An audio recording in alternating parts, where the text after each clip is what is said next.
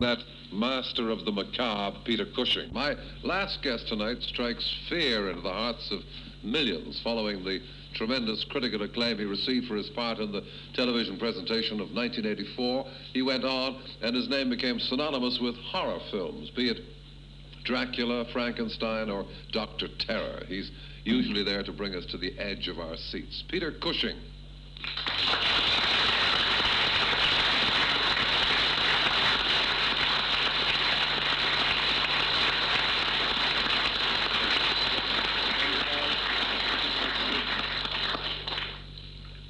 Peter, I mentioned quite a horrific list there, but your latest film, Corruption, is not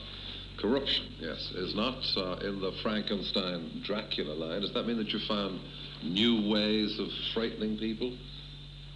No, I don't think so.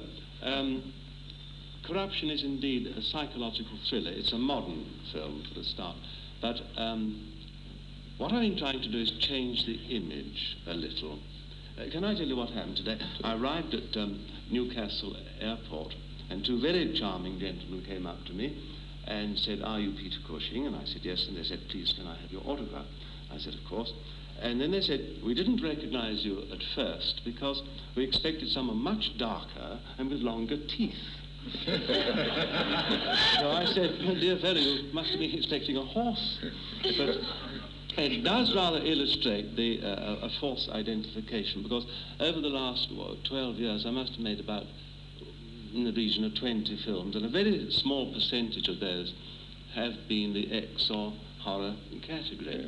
And I've always played the goodie, never the baddie. You know, I even know Frankenstein. I don't think he's a baddie, really. He's a rather clever fellow. He's clever with his hands, but he has bad luck with his do-it-yourself kits, doesn't he? You know. When you're using your do-it-yourself kit or cutting off heads or arms in these horrific moments, do you yourself, as Peter Cushing, ever feel like laughing or think it's a ridiculous situation, the one that is striking fear into our hearts?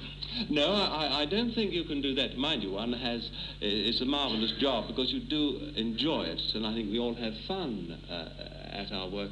But you must take it seriously, because if you don't, then the audience won't. The audience, why do you think people go to horror pictures?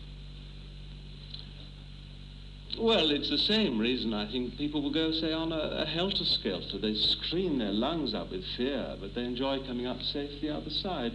There's so many facets about fear and horror, aren't there? I think certain people do get a certain, I suppose, pleasure is the word from it. Must be by the success of these pictures. What's the difference, do you think, between the people who go to a horror picture and people who wouldn't go to a horror picture? What is the difference? I really don't know, because one reason, again, why, coming back to this image thing, is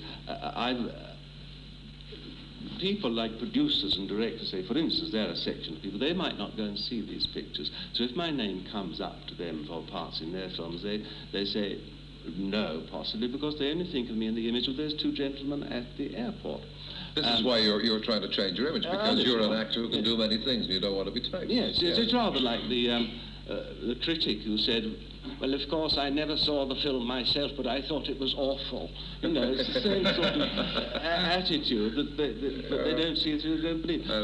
But I think people, obviously some people like to go to a musical, some like to go to a drama, and thank heavens there are people who go to these other pictures. Amy, do you go to a horror picture? Are you a fan of horror? Yes, I love horror films. Why? But I think it's because I like to be, it's like you say, I have this sort of delight in making myself terrified, but also in the comfort of a chair with people around me and, holding someone's hand. They're darlings, all right. You know you're safe at the same time. Oh, it's Tris Lee.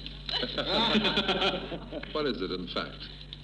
It's a fruit bat. Yeah. Well, it must be a family, though, isn't it? It's a whole group. It's the Chiroptera.